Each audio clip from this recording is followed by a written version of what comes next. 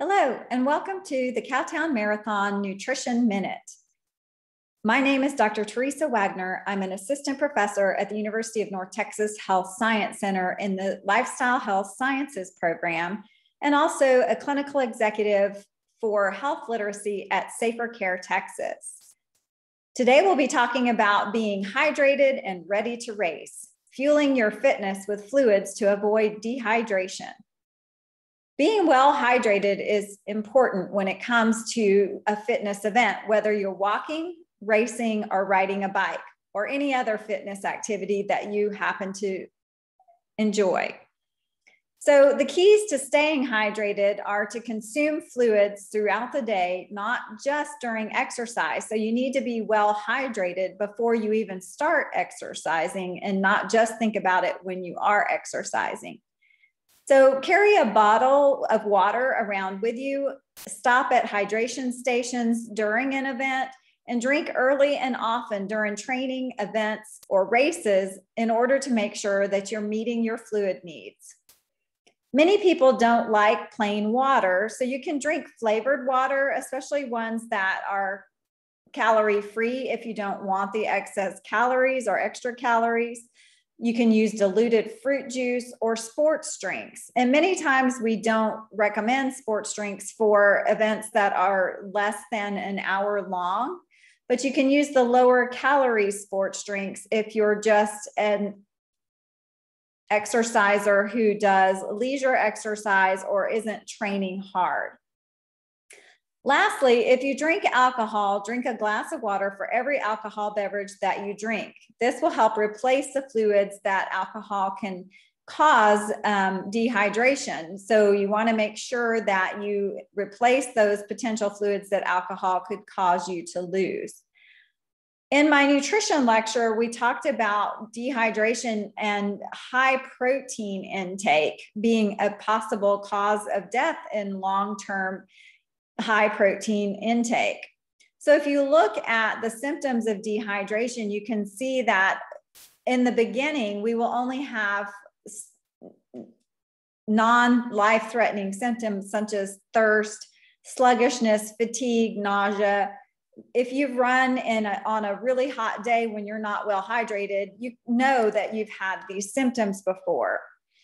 But if you see over the long term that you actually can die from dehydration, and thus why it's not a good idea to take in large amounts of protein over 2 grams per kilogram of your body weight on a continuing basis, because your body has to work to get the extra nitrogen out that is contained in protein, and that's done through your kidneys along with water.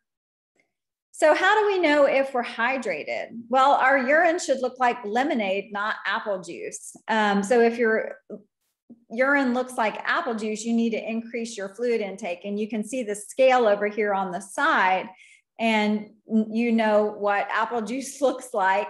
So you should be above the red line. So your urine should be pretty clear and just have a yellow tinge, not be dark and concentrated. Do you know your sweat rate? So when we sweat, we lose fluids as well. And if we lose a lot of salt along with that sweat, we're going to be dehydrating ourselves because salt helps us to retain fluid. So you can work with a registered dietitian or a personal trainer to figure out what your sweat rate might be and adjust your fluid intake accordingly. But it's a very individualized measurement. So you would need someone to help you figure out what that is. Electrolyte and fluid needs may increase when the weather is hot or humid. So if you're running, walking, or working out on a hotter and more humid day, be sure to increase your fluids as well. Carbohydrate electrolyte drinks are essential for training in these types of conditions, especially in events or runs lasting over 60 minutes, as I mentioned. If you're under 60 minutes and it's not a hot, humid day, you probably don't need a full carbohydrate and electrolyte sports drink. You might need something a little less calorically dense. So how much to drink before, during, and after an exercise bout? So about 2 cups, 2 hours before activity to make sure you're well hydrated before you ever go outdoors or begin your exercise. It could be indoors on an elliptical treadmill, but making sure that you are hydrated before the event. During the activity, try to drink about 4 to 6 ounces every 15 to 20 minutes to keep your muscles well hydrated, because we know that they're working and burning off that hydration. And if you're planning an hour-long walk or gym workout, fill a water bottle with about 16 ounces or 2 cups and take it with you so that you have access to fluids, and especially if you're going outside and there you don't know when fluids might be readily available.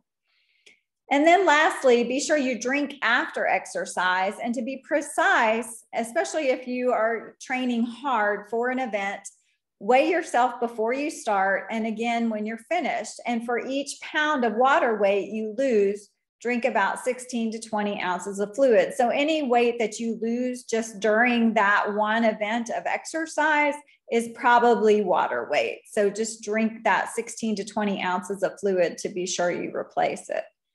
So here's my resources: WebMD Drink Up for Sports and Fitness at webmd.com, the U.S. Anti-Doping Agency Fluids and Hydration at usada.org, the NCAA Performance Hydration Fact Sheet at ncaa.org, and the Academy of Nutrition and Dietetics Hydrate Right at eatright.org.